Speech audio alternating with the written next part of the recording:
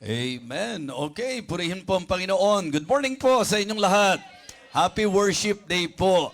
At nais lang po natin na i-acknowledge po ang mga kapatiran natin sa Japan because sila po ay naka-join po sa atin. So, sa mga kapatiran at mga anak-anak natin dyan sa Japan, laging kagalakan namin na makasama kayo. So, please stay with us.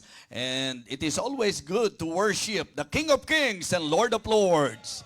Pero siyempre po, it is also important to have an awareness that ang sinasamba natin ay hindi po ang tao, kundi ang kataas-taasang Diyos. So I hope na ngayong umagang ito, actually po, ako ay sobrang saya sapagkat sa naging kapasyahan ko po, dahil meron pong mga dalawa po na dapat sana nandoon po ako sa kanila ngayon, pero hindi ko po alam. Pero sa heart ko po, hindi muna po ako nag-commit sa kanila.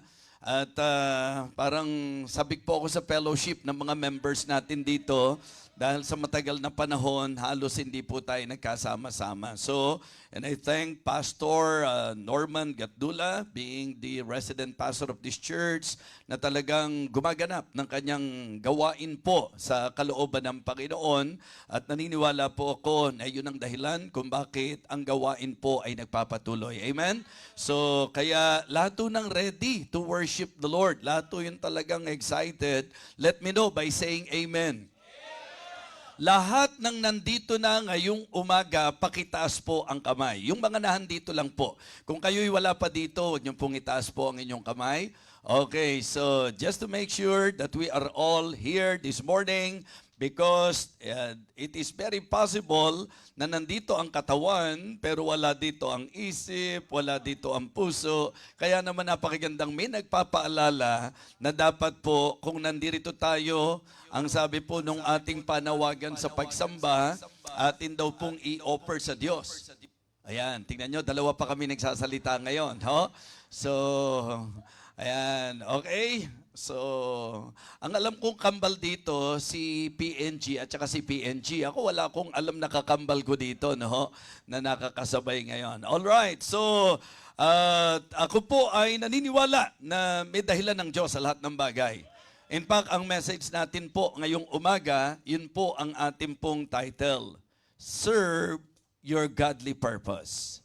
Serve your godly purpose. Mas maganda po na mabigyang pansin po at may accomplish po kung ano po yung makadiyos na purpose ng ating pong mga buhay. So, dahil handa na po tayong lahat, kunin na po natin yung mga Bible natin at naniniwala akong nasasanay na po tayo, nadala natin talaga ang Bible natin sa ating pong pagsamba.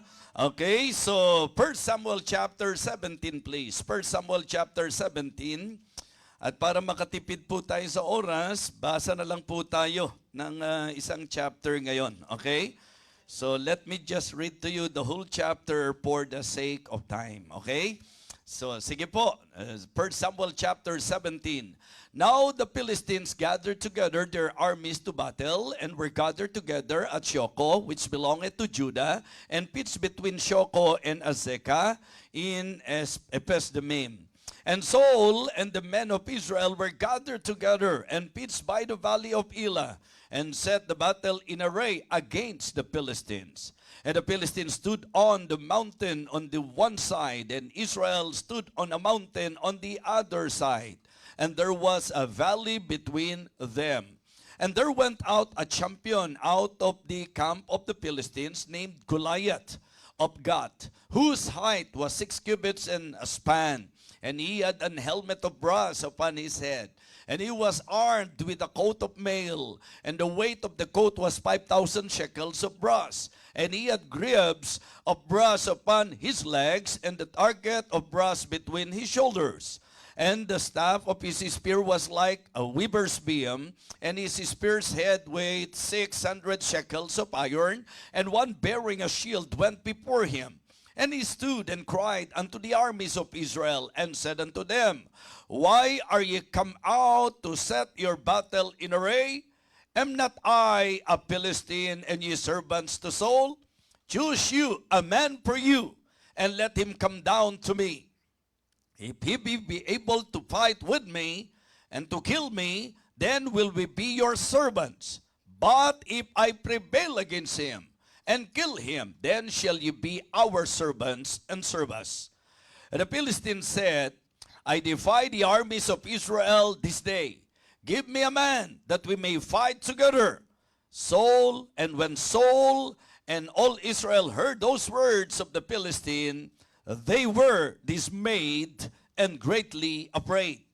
Now David was the son of the Ephrathite of Bethlehem, Judah, whose name was Jesse. And he had 8 sons, and the man went among men for an old man in the days of Saul. And the 3 eldest sons of Jesse went and followed Saul to the battle.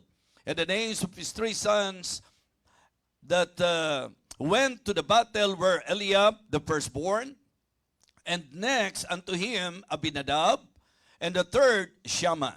And David was the youngest, and the 3 eldest followed Saul. But David went and returned from Saul to feed his father's sheep at Bethlehem. And the Philistine drew near morning and evening, and presented himself 40 days. And Jesse said unto David his son, Take now for thy brethren an ephah of this parched corn and these 10 loaves, and ran to the camp to thy brethren, and carry these 10 cheeses unto the captain of their 1,000, and look how thy brethren fare, and take their pledge. Now Saul and they and all the men of Israel were in the valley of Elah, fighting with the Philistines. And David rose up early in the morning, and left the sheep with the keeper, and took and went as Jesse had commanded him. And he came to the trench, and as the host was going forth to fight, and shouted for the battle. Verse 21. For Israel and the Philistine had put the battle in array, army against army. And David left his carriage in his hand of the keeper of the carriage, and ran into the army, and came to and saluted his brethren. And as he talked with them, behold, there came up the champion, the Philistine of Gath, Goliath by name, out of the armies of the Philistines, and spake according to the same words, and David heard them. And all the men of Israel, when they saw the man, fled from him, and were sore afraid. Use your imagination, ano ho? Kumbaga, isipin po natin yung pong senaryo sa panahong ito, na meron pong isang Goliath na tumayo upang hamunin po sila, at hindi po bibiro ang kanyang kakayahan at kasanayan. Verse number 25.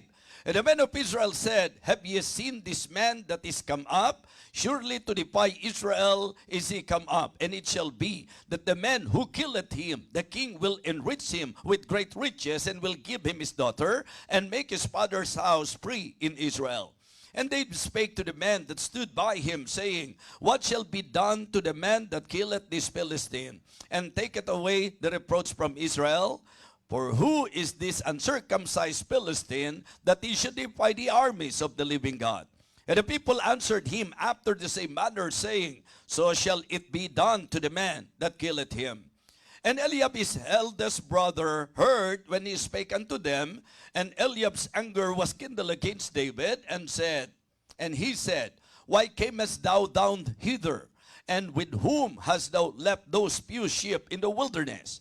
I know thy pride, and the naughtiness of thine heart, for thou art come down that thou mightest see the battle.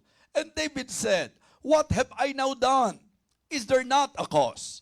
And he returned from him toward another, and spake after the same manner. And the people answered him again after this former manner. And when the words were heard which David spake, they rehearsed them before Saul, and he sent for him. And David said to Saul, Let no man's heart fail because of him. Thy servant will go and fight with this Philistine. And Saul said to David, Thou art not able to go against this Philistine to fight with him, for thou art but a youth, and he a man of war from his youth. And David said unto Saul, Thy servant kept his father's sheep, and there came a lion and a bear, and took a lamb out of the flock, and I went out after him, and smote him, and delivered it out of his mouth. And when he rose against me, I caught him by his beard, and smote him, and slew him. Thy servant slew both the lion and the bear. And this uncircumcised Philistine shall be as one of them, seeing he hath defied the armies of the living God. David said, moreover, the Lord that delivered me out of the paw of the lion and out of the paw of the bear, he will deliver me out of the hand of this Philistine. And Saul said unto David, go, and the Lord be with thee. And Saul armed David with his armor, and he put an helmet of brass upon his head. Also he armed his with a coat of mail. And David girded his sword upon his armor, and he essayed to go, for he had not proved it. And David said unto Saul, I cannot go with this, for I have not proved them. And David put them off him. And he took his staff in his hand, and chose him 5 smooth stones out of the brook, and put them in a shepherd's bag which he had, even in a scrip.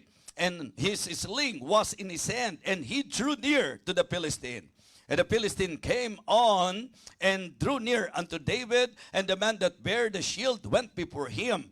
And when the Philistine looked about and saw David, he disdained him, for he was but a youth, and ruddy, and of a fair countenance. And the Philistine said unto David, am I a dog, that thou comest to me with staves? And the Philistine cursed David by his gods.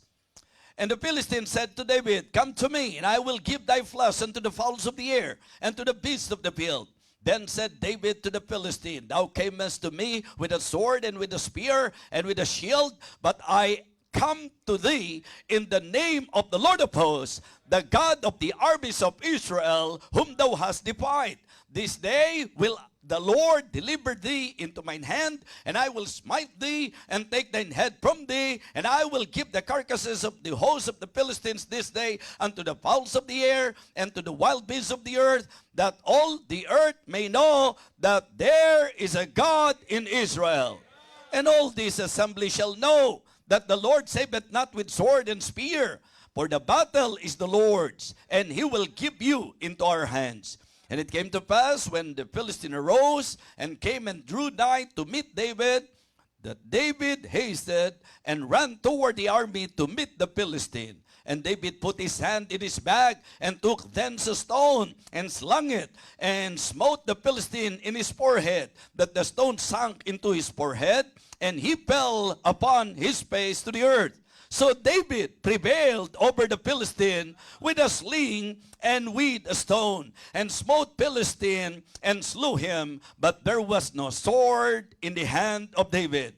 Therefore David ran and stood upon the Philistine, and took his sword, and drew it out of his sheath thereof, and slew him, and cut off his head therewith. And when the Philistines saw their champion was dead, they fled. And the men of Israel of Judah arose and shouted and pursued the Philistines until they come to the valley and to the gates of Ekron. And the wounded of the Philistines fell down by the way of Shaaraim, even unto Gath and unto Ekron. And the children of Israel returned from chasing after the Philistines, and they spoiled their tents. And David took the head of the Philistine and brought it to Jerusalem, but he put his armor in his tent. And when Saul saw David go forth against the Philistine, he said unto Abner, the captain of the host, Abner, whose son is this youth? And Abner said, as thy soul liveth, O king, I cannot tell. And the king said, inquire thou whose son the stripling is. And as David returned from slaughter of the Philistine, Abner took him and brought him before Saul with the head of the Philistine in his hand. And Saul said unto him, whose son art thou, thou young man? And David answered, I am the son of thy servant Jesse, the Bethlehemite. Purihin po ang pagbasa ng salita ng Diyos. Manalangin po tayo. Dakilang Ama, aming Panginoon Diyos, kami po nagpapasalamat sa isang napaka-malwalhating araw ng aming pagsamba. Lord, we are here really to worship you in spirit and in truth. May you guide us, O God. May you bless our hearts. Please exalt your name in our midst, O Lord. Empower your humble servant, O God. Fill me with your Holy Spirit. Reach the heart of the people. Enlighten our minds. Encourage us, O God. And give us courage to face the battle in this life. Thank you so much. Again, sa iyo po kami lubos na nagpupuri at nagpapasalamat aming Ama. Ito po ang aming panalangin sa dakilang pangalan po ng aming Panginoong Jesus. Amen. Amen. You may now be seated.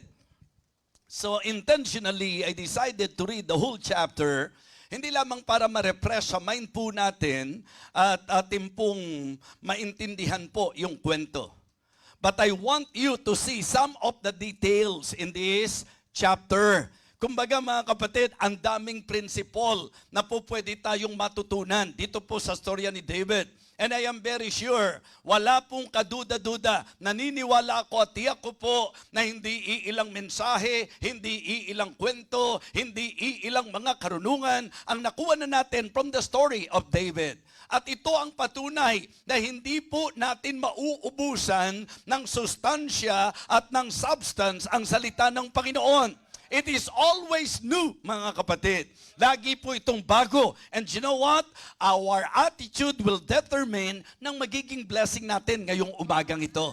Ang lagi pong magiging basis natin ay kung papaano po natin tatanggapin ang mensahe. It is always good to make sure that our attitude is right every time na nakikinig po tayo sa preaching. You know the story.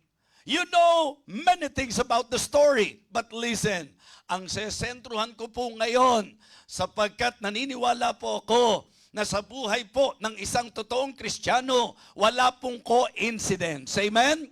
Ang ibig sabihin po, everything in our lives, lagi pong may purpose yan. Lagi pong may dahilan yan. That is exactly what I would like to emphasize in this message. We need to know and to serve our godly purpose. Now, bakit ko po in-indicate na godly purpose? Kasi sa totoo lang po, lagi pong ang magkalaban sa buhay na ito ay yung gusto mo at ang gusto ng Diyos. Yung plano mo at ang plano ng Diyos. So kaya naman, nagpasya po ako, nalagyan ko po ng word na godly purpose, leading to the idea na yung dahilan na pinag-uusapan natin ay ang maka-Diyos na dahilan. Amen? Dapat na iintindihan po natin na sa bawat panahon, bawat pagkakataon, bawat pangyayari sa buhay ng isang tao, lagit-lagi, tiyak po ito may godly purpose. Amen? Like for example, this morning, may mga bisita tayo. Isang bagay na lagi kong binabanggit, kaya ka nandito, may human reason. Meron pong dahilan sa bahagi ng tao kung ba't ka nandito. Ano pong dahilan yan? Maring pinagbigyan nyo po, pinaunlakan nyo po, pero lagi, ang sabi ko po, it is good, it is wonderful to know and to find out the godly reason kung bakit tayo nandito. Amen? Kaya doon ko po kayo gustong i-lead sa idea po, ang dami pong local churches, ba't nandito kayo? Ang dami pong mga lugar na pupuntahan, ba't nandito kayo? Mga kapatid, mga minamahal, dapat maintindihan natin na sa usaping Kristiyano, ang lagi pong dapat madiin sa isip at puso natin, ito po ay dapat mabigyan ng emphasis sa ating lahat na sa lahat ng bagay, may dahilan ang Diyos. May maka-Diyos na dahilan sa lahat ng mga bagay. At dito po sa story, malinaw na si David po ay nasa kanyang trabaho. Siya po actually bilang bunso ang tagapag-alaga ng tupa. Siya po ang nagpapastol ng tupa. Yung kanyang mga kapatid, nanduroon po. Ang ating pong nabasa, malinaw po, sila'y nasa pakikipagdigma, sila po'y nasa pakikipaglaban, sila po ay humarap sa mga Philistines, mga kapatid. At nandoon yung mga kapatid ni David. Okay? Samantalang ganun ang sitwasyon, ano po ang ginawa po ni Jesse? Yung kanila pong tatay, inutusan po si David. At yun po ang human reason. Inutusan si David sa anong dahilan? Magdadala ka ng pagkain sa mga kapatid mo. Mga kapatid, clear, plain, and simple that the human reason kung bakit si David ay pupunta sa battle, hindi po sa usapang tao para siya ang humarap sa digmaan. Humanly speaking, klarong-klaro po, magdadala ng pagkain. Tama po? Pero nung dumating na po si David, ano po ang senaryo? When David arrived, doon po sa place ng battle, ano po ang senaryo? Narito po ang isang lalaki na buong tapang at may paghamak na sumisigaw, may paghamak sa Diyos. At yun po ang inabutang tagpo ni David. And then malinaw po doon sa binasa natin na ang hamon ay hindi po biro. Sino man ang haharap kay Goliath? Sino po si Goliath? Ang hero of God. Ang ibig sabihin, siya po ay isa sa masasabi nating mandirigma na may kasanayan, may kahusayan, at may kalakasan. Yun po si Goliath. Mga kapatid, mga minamahal, literally, si Goliath po ang kanilang kaharap. At doon sa tagpong yon, isang bagay na gusto kong mapansin po ninyo, na hindi po yung laki ni Goliath, hindi po yung galing ni Goliath, kundi yung sinasabi ni Goliath, ang medyo masasabi po nating pumukaw sa puso ni David. Because for David, being godly, it is not right, it is not good na hinahamak ang pangalan ng Diyos. Amen? That is actually the thing that I would like all of us to understand, that if you are really godly, that if we are really of God, hindi nyo dapat payagan na ang pangalan ng Diyos nahahamak. Amen? So doon sa ganung tagpong yon, hindi pinag-usapan ng laki ni Goliath, hindi pinag-usapan ng galing ni Goliath. Ang ating pong gustong makitang sentro, David being godly, he cannot bear it. Hindi niya po pwedeng tanggapin yan. He cannot accept it na meron pong magsisisigaw at hahamakin ang pangalan ng Diyos na tunay, ang pangalan ng Diyos na buhay. And because of that, mga kapatid, nandoon sa puso ni David na siya ang haharap kay Goliath. Pero alam niyo po, nung ito mapag-alaman at medyo nagka-idea po si Eliab, sino po si Eliab? Yung kanyang matandang kapatid. Alam niyo po, ang sabi sa kanya, I know thy pride and the naughtiness of thine heart. Alam kong kaya ka pumunta rito, gusto mong manood ng laban. Nakita niyo po, humanly speaking, si David po ay nagpunta sa battle. Anong reason? Magdadala ng pagkain.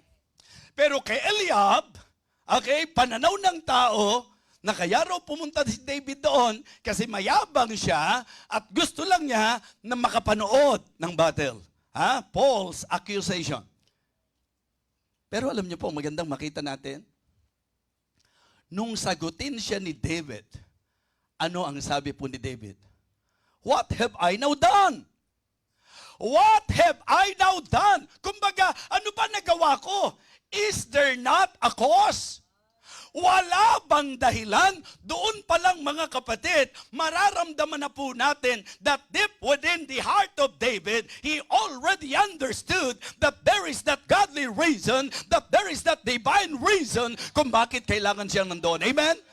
So it is very good. Sa atin po, as an individual Christian, dapat tayo po'y maging partikular sa usapan po ng godly reason sa mga bagay-bagay sa buhay natin. Mga kapatid, walang tsamba sa Kristyanismo. Walang nagkataon lang sa Kristyanismo. Ang bawat pangyayari sa atin ay dapat mag-lead sa pagtuklas at pag-alam sa kung ano ang godly reason, ang godly purpose. And that is why my message this morning will emphasize the godly reason sa lahat ng mga bagay. And we must desire to serve our godly purpose. Yes. So anong unang bagay na dapat matutunan natin? Number one, we need to discern and to discover God's purpose. Sa lahat ng pangyayari, ang kailangang una na magkaroon tayo ay discernment. We should discern and discover God's purpose. Alam niyo po, kung hindi alam ng isang Kristiyano ang kanyang purpose, alam niyo po ba na siya ay hindi lamang walang direksyon, kundi siya ay po pwedeng maging distraction even to others.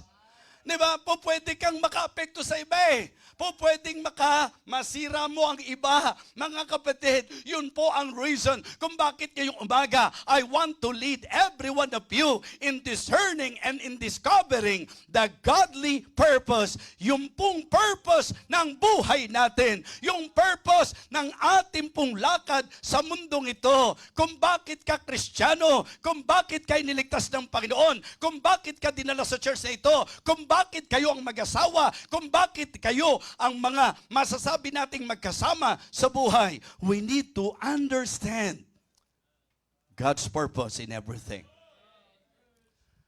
That is very clear to me.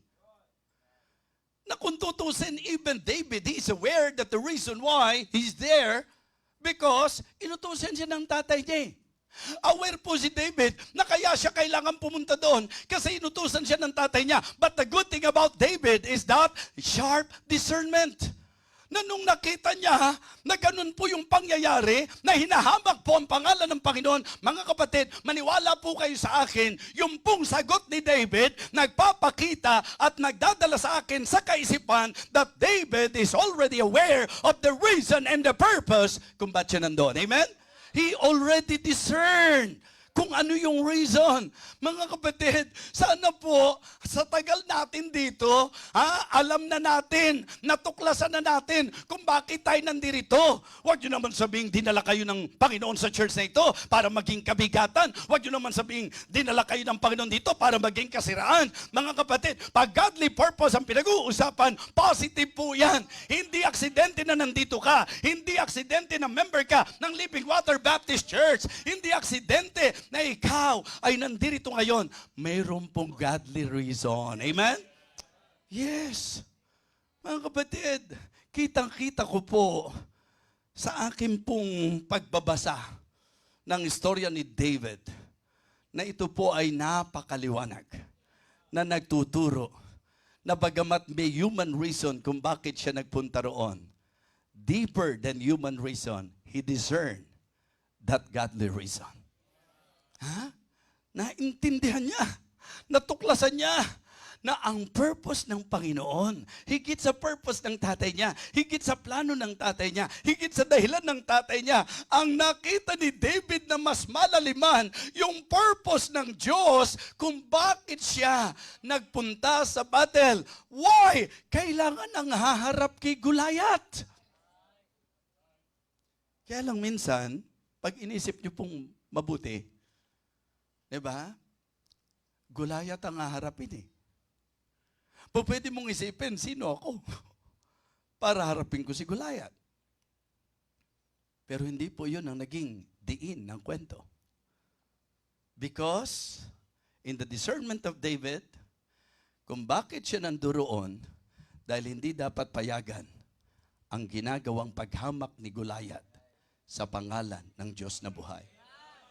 Alam nyo, nung tawagin ako ng Panginoon, pwedeng yun ang isipin ko eh. Matinding Goliath, matinding laban. Ang ibig ko pong sabihin, ang haharapin ko. Kala nyo ba kaya ako nag-full-time worker? Kala nyo po ba kaya ako nag-pastor? Dahil ang tingin ko, kayang-kaya ko? Dahil ang tingin ko, magaling ako? No! Sumunod lang ako sa kung ano ang tawag ng Diyos sa akin. At yun ang isang bagay na gusto kong maintindihan nyo, na hindi po kiniklaim ni David na siya ay talagang masasabi po nating sa usapang yabang, siya yung karapat-dapat doon. Kaya lang po, higit sa usapan ng karapat-dapat o kahit anong pamang kaisipan ng tao, isang bagay ang lumulutang sa kwento na hindi po papayagan ng isang makadiyos na hinahamak ang pangalan ng Diyos. Amen? So David discerned and discovered the purpose and the reason kung bakit siya nandoon. Try to analyze, mga kapatid. When he answered to Eliab, anong sabi niya? What have I now done? Is there not a cause? Nung sinabi po niyang, ano ba ginawa ko? Wala ba tong dahilan? Kung bakit ako nandito, wala ba tong dahilan? And then, aralin niyo po doon sa kwento, ang binigyan na po ng diin na hindi marapat tong ginagawa nitong uncircumcised Philistine na ito. Hindi dapat payagan na inahamak ang pangalan ng Panginoon. Amen? Mga kapatid, ikalawa, we need to define. Amen? We need to define our purpose. Kailangan ma-definite natin. Kailangan ma-define natin, ma-definite natin ang ating purpose. Mga kapatid, we need to define and to be definite sa ating pong purpose. And you know, yun po ang nangyari. Sa discernment ni David, sa na-discover ni David, na-define niya that the reason why he's there to face Goliath. And that is definite for him.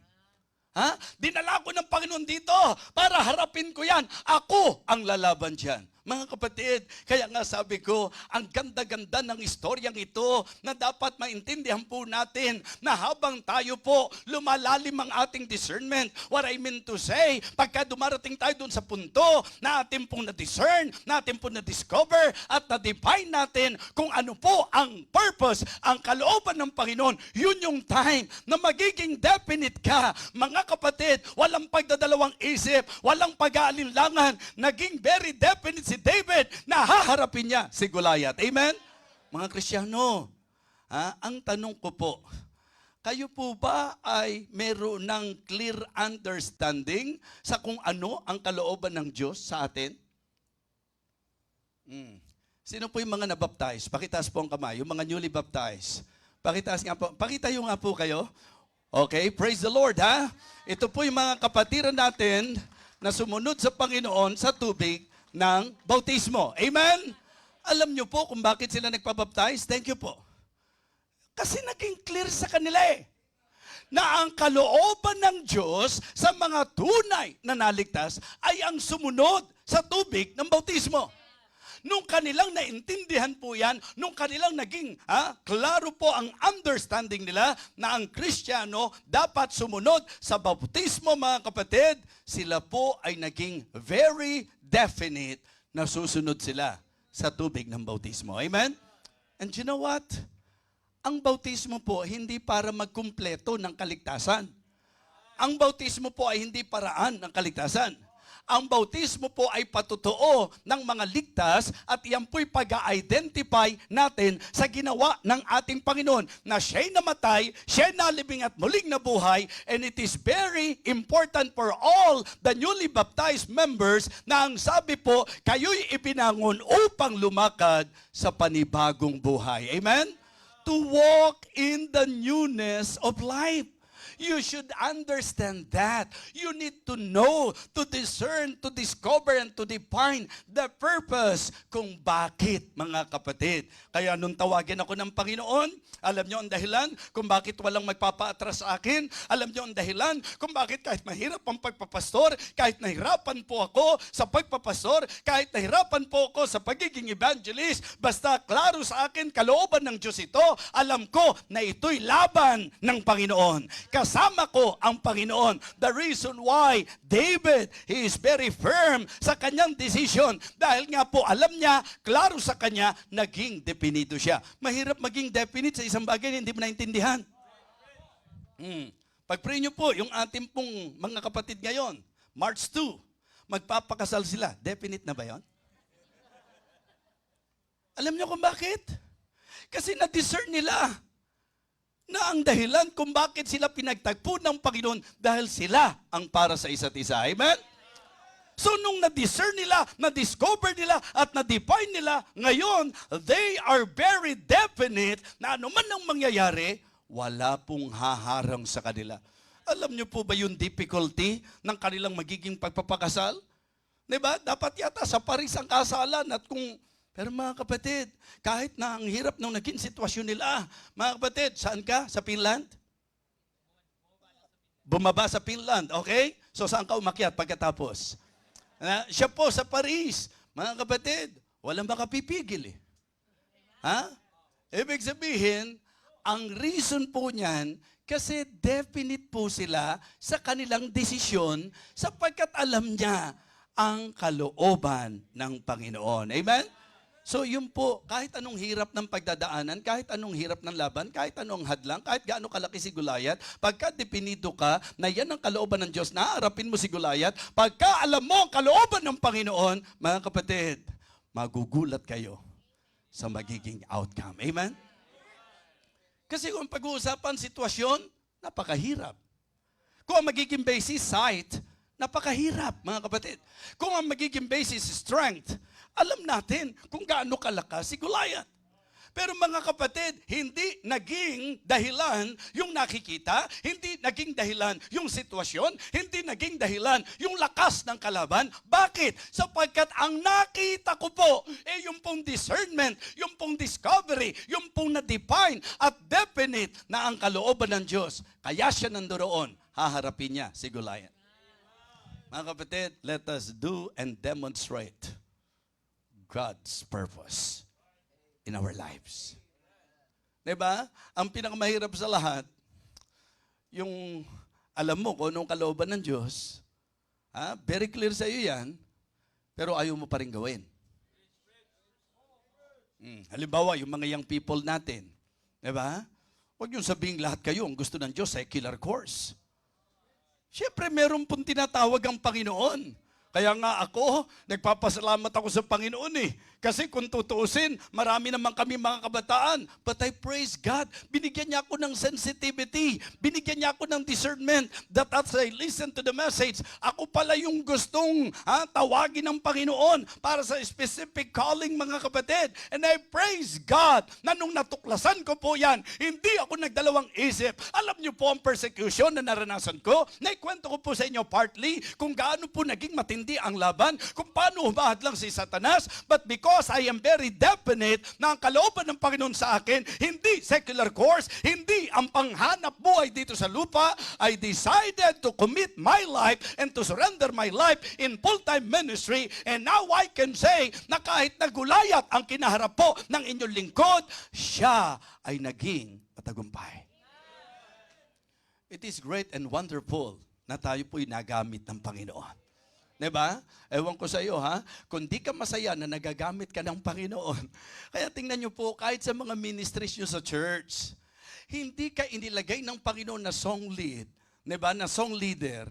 Hindi ka niya nilagay na maging song leader para magpalalo. Naintindihan niyo po? Hindi ka inilalagay ng Diyos sa ministry para magkaroon tayo ng malaking kalooban. Mga kapatid, mga minamahal, sabi ko po sa inyo, ang tamang heart, pagka ikaw binibigyan ng Diyos ng opportunity to minister, opportunity to serve, the more na dapat i-humble mo ang sarili mo. Why? Pagkat ito po ay masasabi po nating biyaya ng Diyos sa atin. Amen? The more God is using you, the more God is using us, the more that God is giving us the opportunity to serve, the more na dapat tayo magpakababa. Mga kapatid, mga minamahal, pansinin po natin yung conversation po ni King Saul at saka ni David. Pagka inisip niyong mabuti, parang may pinapangahas si David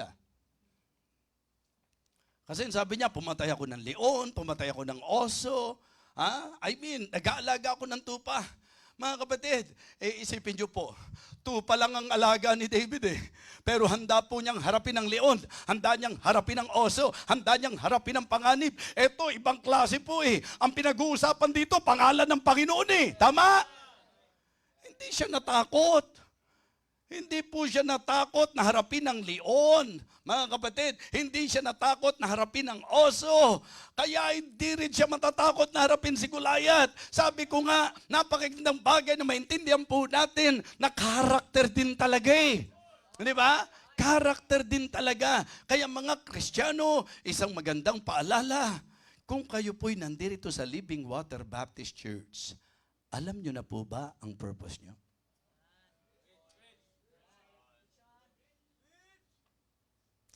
Kasi kung di mo alam, magiging bitbitin po tayo, mga kapatid. Kaya ka nandito sa church na ito, definite po ito. Dahil ang gusto ng Diyos, isa ka sa mag-aangat ng kanyang pangalan. Isa ka sa magiging kabalikat sa gawain. Isa ka sa magiging supportive sa man of God. Isa ka sa magmiministeryo sa anumang talent na ibinigay ng Diyos sa iyo. isa ka sa makakabalikat sa gawain. Tatandaan niyo po ito, na kung tayo'y magkokos ng problema sa church na ito, imposible na iyan ang godly purpose mo. Imposible na iyan ang godly reason mo. Titiyakin ko po sa inyo that if you are causing trouble, if you are causing problem sa ministry, that is not your purpose. That is not your godly purpose, I mean. Sapagkat kung ang Diyos ang nagligtas sa iyo at Diyos ang naglagay sa iyo sa church na ito, ang titiyakin ko po, godly ang purpose kung bakit ka nandito. And I want to thank all of you na ginagawa niyo po, ginaganap niyo po ang purpose ng Diyos sa buhay niyo. Diba? Nag-aral sa magandang eskwelahan, nakapagtapos. Siyempre, sa taong usapan. Nakapagtapos ka na nakapag-aral ka na Pagkakataon mo na yan para kumita. Pagkakataon mo na yan, maghanap buhay ka. Pero ang Diyos, inihayag yung kanyang calling. Remember, doon sa camp, sa Bulacan, may sakit pa po ako noong time na yun May nag-approach sa akin at lumapit sa akin na hindi lang revival sa kanya, kundi realization ng calling ng Panginoon sa kanya. Siyempre sa human side, ano ka ba? Sayang naman yung tinapos mo. Sayang naman yung mga potensyal. Nakikita ka ng malaki. Sayang naman yan. Pero sa mismong tao, na-discern niya that God is calling him. Na-discover niya that God is calling him. Na-define niya that God is calling him. Kaya naging definite siya na isusuko ko na po ang buhay ko sa Panginoon. And you know what? If you will study the context of the ministry that I'm doing for God, ako po'y medyo church planter and evangelist But because somebody discover, and define the calling of God and the purpose of God in his life, he decided, he made a decision. And very definite ang decision. Sino ko ang buhay? And now, meron tayong resident pastor sa church na ito. Hindi siya perfect. Marami pa siyang kailangan matutunan. Marami pang mga bagay ang pwedeng ipali sa kanya sa usapan ng pagpapastor at leadership. Kung ako nga, tagal-tagal ko na, ang dami pang dapat ipali sa akin di lalo po sa, di ba? Inilagay ng Panginoon. But listen, because yan ang purpose ng Panginoon sa kanyang buhay, magtatagumpay po yan. What I want all of you to understand is that you can claim the victory as long as you are very definite na ikaw ay nasa purpose ng Diyos sa buhay mo. Kahit ano ang gawin mo, kung wala ka sa direksyon ng Panginoon, walang magandang katutunguhan yan. Kaya nga mga kapatid, ang idinidiin ko po sa inyo, sa matinding labanan, sa matinding gyera, sa matinding digmaan, imagine, doon po sa kainitan ng laban, doon inutusan, doon dumating si David. And the good thing about David is his discernment. The good thing about David is his sensitivity. When he realized that the reason and the godly purpose kung bakit siya nandoon, walang pagdadalawang isip. He decided, ako ang haharap kay Goliath na yan. Amen? At haharapin ko siya sa pangalan ng Diyos na kanyang hinahamak.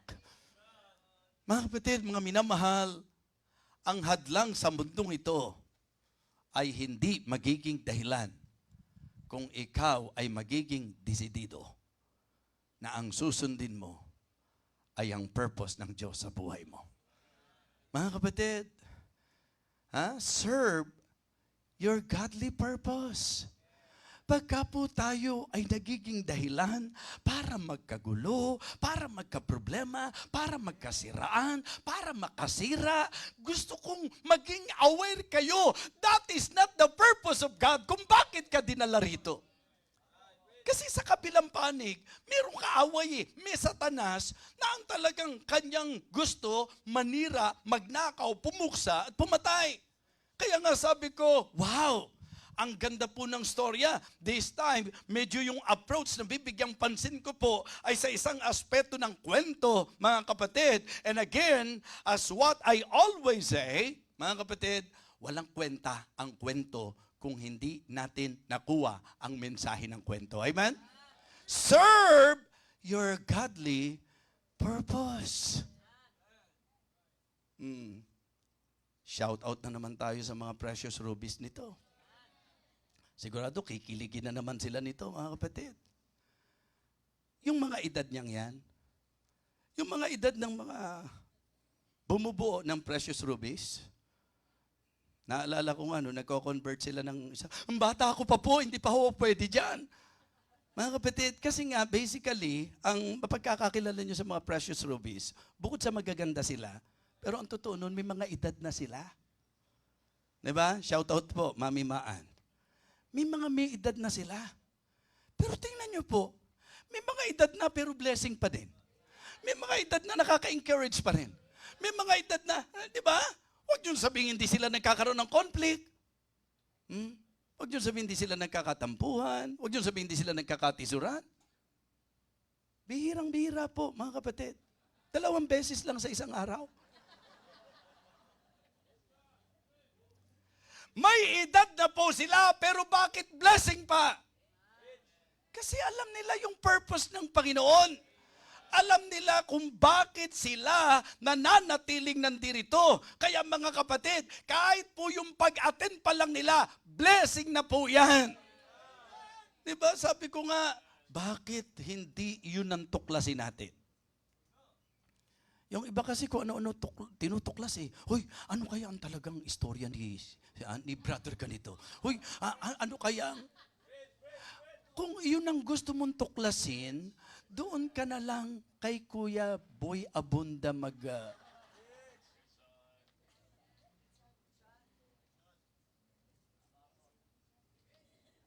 Diba? Ang Kristiyano ang dapat tinutuklas yung purpose ng Diyos sa buhay niya. Yun ang dapat mong alamin. Minsan alam mo, dapat si pastor natin ganito dapat si pastor. Ang dami mong alam sa dapat ginagawa ng pastor. Ikaw ba, alam mo kung ano dapat mong ginagawa? Di ba? Hindi ikaw ang pastor. Meaning, kung may pastor tayo, ang ipag-pray natin, sana ma-discern niya, sana ma-discover niya, sana ma-define niya, sana ma-definite niya, kung ano ang purpose ng Diyos sa kanya. Yun ang dapat maging prayer mo sa kanya. Hindi yung ang galing-galing natin. Hindi ba dapat ang pastor natin, ito ginagawa niya? Hindi ba dapat ang pastor natin, ito ang kanyang kinakain? Hindi ba dapat ang pastor natin, ito isinusuot? Lahat pinoproblema mo. Bakit siya April magpapakasal? Di ba dapat January na? Kahit na sabihin nyo yan, February na ngayon, wala na tayong magagawa. Di next year na naman yan. Tingin ko naman, makapaghihintay po yung babae. Yung lalaki lang po, hindi ko alam kung makapaghihintay. Mga kapatid, hindi magiging magulo ang church kung makakasanayan ng miyembro na ang tinutuklas niya yung kalooban ng Diyos sa buhay niya. Hindi tayo magiging magaling sa iba eh. Tingnan nyo po, bigyan ko ng example. Sino ho kalaban nila? Si Goliath. Yung Philistines, di ba ba? So, doon sa kalagayang yon, ano po ba ang eksena? Ano po ba ang tagpo? Di ba lahat sila nakatago? Di ba kung may galing ka, kung may kakalabanin ka, hindi ba dapat yung kalaban? Alam nyo po, sabi ng Bible, lahat sila nakatago. Tapos nung may kakampi na handang humarap sa kalaban, kinalaban pa yung kakampi. Sabi ni David, ako harap dyan. Sabi ni Eliab, nako ikaw, kilala kita. Sipin mo ang inaway niya, yung kapatid niya, si Goliath ang kalaban eh. Kaya ikaw, kung miyembro ka ng church na ito at hindi mo makasundo, yung mga kapwa mo miyembro, mag-isip-isip kayo. Isang didiretsahin kong bagay sa inyo, ha? May problema ka kapag kapatid mo sa Panginoon, kapag kasama mo sa church, hindi kayo magkasundo. Problema po yan, mga kapatid. Ang dapat kalaban natin, si Goliath. Ang dapat kalaban natin, Philistines. Kaya kapag umaatake si Satan, na nagkakaroon tayo ng hindi magandang damdamin sa isa't isa, wag ho kayong padadala doon. Paraan ni Satan yan para makasira. Ang dapat malaman mo, tayo ang magkakakampi. Kaya Sa palagay nyo po, kung nilabanan kaya, halimbawa lang to, hypothetical, kung nilabanan kaya ni David si Eliab, kung si Goliath na itumba niya eh. Diba? Si Goliath na itumba niya eh. Ito pa kayang si Eliab ang hindi niya maitumba? Mga kapatid, kahit may lakas si David, hindi niya gagamitin ang lakas niya para kalabanin ang kakampi. Maaring may mga conflict tayo, pero hindi tayo magkakaaway. Kaya hindi po tama yung tayo-tayo ang nag-aakusahan. Hindi tama-tama na tayo-tayo nag-aatakihan. Ho? Kaya kung meron man sa inyo, meron po ba sa inyo? Pakitaas nga akong kamay. Meron ba kayong inaatake dito? Ha? O ang pakiramdam nyo, kayo inaatake? Mga kapatid, si Satan yun. Si Satan, nandito pala siya. Minsan kasi pag ganyan-ganyan siya, no? Ang ibig ko pong sabihin, dapat aware po tayo na talagang may matututunan tayo Di ba? At yung dala ni David yun. Alam niyo po ba, na nung pong si King Saul, tingnan niyo ito po yung flow of thought lang eh. Si Eliab, inaakusahan siya, mayabang ka. Tayo minsan di ba? Ako, kayo, lahat tayo. Nakaranas tayo na ganyan na na-accuse tayo. Tama? Naakusahan tayo. Pero mga kapatid, pinatulan ba ni David? Hindi. Hindi niya pinatulan, mga kapatid. Di ba? Hindi hinayaan ni David na makapigil siya para magawa niya kung ano yung godly purpose. Ang importante kay David, hindi nanggugulo sa kanya. Ang importante kay David, magawa niya kung ano kalooban ng Diyos sa buhay niya. Amen? Haharapin niya si Goliath. Okay, tingnan niyo po. Hindi niya pinatulan si Eliab. Pumapatay ng leon? Pumapatay ng oso? Si Eliab pa hindi kaya? At nakita niyo, hinarap si Goliath? Laglag si Goliath, si Eliab pa ang hindi kaya. Pero ang maganda kasing lesson doon, hindi naman kalaban si Eliab eh. So tayo rin, mga magkakapatid tayo, hindi tayo magkakalaban. Di ba? Okay, naalala nyo pagkatapos ng lahat ng storyang ito, na nagpasimula na po na si David itinaas ng Panginoon. And because of that, even the king, nagkaroon ng insecurity. Kilala nyo kung sino yun? Si King Saul. Na-insecure sa kanya si King Saul. Bakit? Kasi yung mga members, buti na lang, si PNG na pastor natin. Tingnan mo si PNG ngayon. Matindi siya. Si FDB, wala Subukan yung gawin nyo yun. Siguro, baka mamaya, pagtangkaan ko yung si PNG. Naintindihan nyo ibig sabihin? Just for you to understand the story. Imagine po, ang laking-laking blessing ni David, pinag-initan ni King Saul, ano ba kasalanan ni David kung na-appreciate siya ng mga tao? Ano ba kasalanan ni David kung ginugusto siya ng mga tao? Hindi naman po siya ang gumagawa ng masama, mga kapatid. Pero sino pinag-initan ni Saul? Kasi ito yung senaryo doon, mga kapatid. Sigaw yung mga tao. Okay? Si King Saul pumapatay ng libo-libo. Pero si David, pumapatay ng laksa-laksa. David! David! David! Kung ikaw man naman si King Saul, hindi pa naman talaga babangon yung...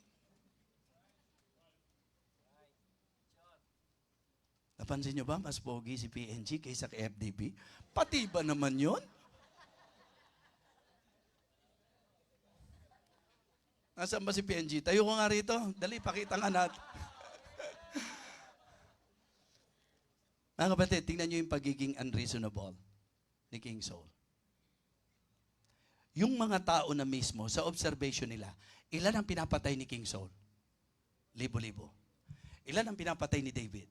Laksa-laksa. Tanong, sino mas magaling? Sino mas malakas? Kung talagang paiiralin ni David, yung pagiging, di ba, tao niya, kung lalabanan niya si King Saul, sa palagay niyo, sino panalo? Sa palagay niyo po, sino mananalo? Paglabanin mo yung pumapatay ng libo-libo, laban doon sa pumapatay ng laksa-laksa, sino mananalo? Di syempre yung pumapatay ng laksa-laksa. Tama po? Pero meron ba kayong nakita man lang tagpo sa buhay ni David na dahil inaatake siya, na dahil ginagawan siya ng masama, nag-isip siya ng masama pabalik? Hindi lang yon. Dumating sa pagkakataon na kung gusto ni David, sa magaang na paraan, mamamatay at mapapatay si King Saul nang hindi niya kailangang mantsahan ang kanyang kamay. Why? Kasi meron siyang loyal na tao na nagsabi sa kanya, oh, haya na! Tapos spiritual pa approach. Diba? Sabi nila Abishai, haya na oh! Ha? Binigay na ng Diyos sa iyong kamay ang iyong kalaban, si King Saul. Gusto kanyang patayin. So ito na pagkakataon. Unahan mo na, King David. At huwag kang mag-alala. Hindi mo kailangan dungisan ng kamay mo. Ha? Ako. At alam niyo po, ang offer, hindi dodoble to. Isang saksak lang to. Patay to. Grabe yung temptation kay David. Pero ano ginawa ni David? Sige, matindi ginagawa sa akin yan. At least hindi ako. Kayo bumanat yan. Ganun ba sinabi ni David? Anong sabi niya? Huwag niyong iunat ang inyong kamay laban sa nilahiran ng Panginoon. Kasi hindi po pwedeng gagawan mo siya ng masama na hindi ka guilty. Just try to imagine. Pagka ikaw, alam mo yung purpose ng buhay mo, hindi mo siya gagamitin sa mali. Hindi mo gagamitin ang lakas mo sa mali. Hindi mo gagamitin yung galing mo sa mali. Hindi mo gagamitin yung kapurihan ng tao sa mali. Hindi mo gagamitin ang mga human advantages sa mali. Kasi sa discernment mo, kaya ako binigyan ng Diyos ng ganitong kakayahan. Sa discernment mo, kaya ako nilagay ng Diyos dito. Sa discernment mo, kaya binigay sa akin ang ministry ito. Godly yung purpose. Kaya importante po na ma-serve natin yung godly purpose. Amen? Hindi ko na po para yung karaniwang tinatalakay sa kwento po ni David na tinalo niya si Goliath na, 'di ba? Na talagang kumbaga po slingshot lang ang ginamit niya. Marami na tayong natutunan doon. Ang gusto kong sentrohan ngayon, yung bang idea na sa buhay natin na isa-serve ba yung godly purpose. Discern, discover, define, be definite, mga kapatid, do and demonstrate the purpose of God in our lives. Tumayo po tayong lahat.